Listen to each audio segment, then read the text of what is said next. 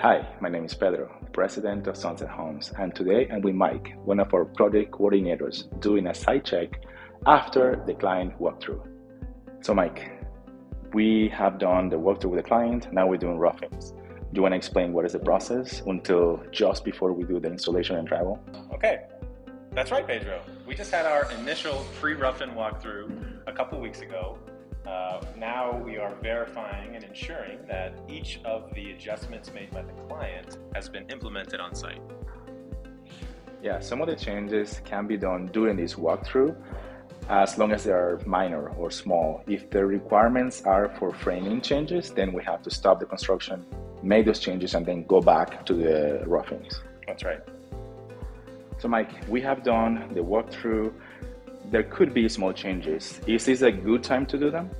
This is really the best time to do it, actually. So after the pre-rough-in walkthrough, we want to give the clients flexibility to be able to adjust final locations of outlets and make other minor changes. And this is our time to show up on site and verify that those notes and those locations are all followed through.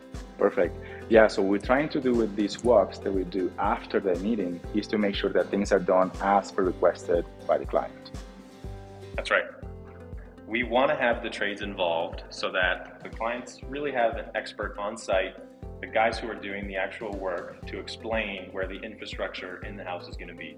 A lot of clients aren't very well versed in some of that infrastructure like HVAC and electrical, but they know what end result they want.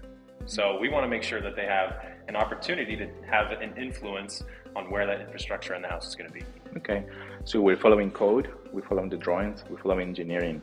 So there are some small modification changes that we can do, but most of it we have to follow what is already planned previously. That's exactly right. At this time, we're just pretty much explaining where things are and why they're doing it that way. That's exactly right. Okay. So the homeowner has an opportunity to ask any questions that they may have, an opportunity to really learn about what's going into the house that they're going to live in.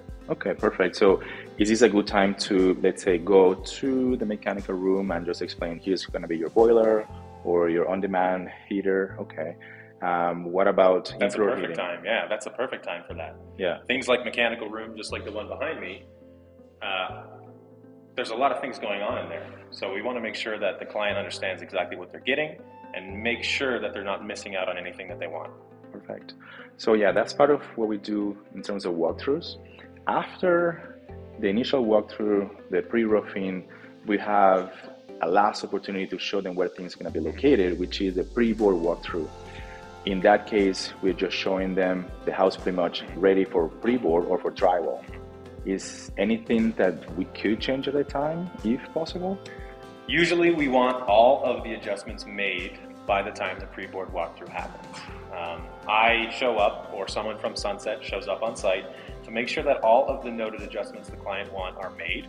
Yeah. So by the time we get to pre-board inspection, we want to make sure we can just keep going through that milestone and get to the end. Start interiors and finish the house. Yeah. Well, thanks again for watching this video. And if you want to know anything else related to custom home building, please check our blog.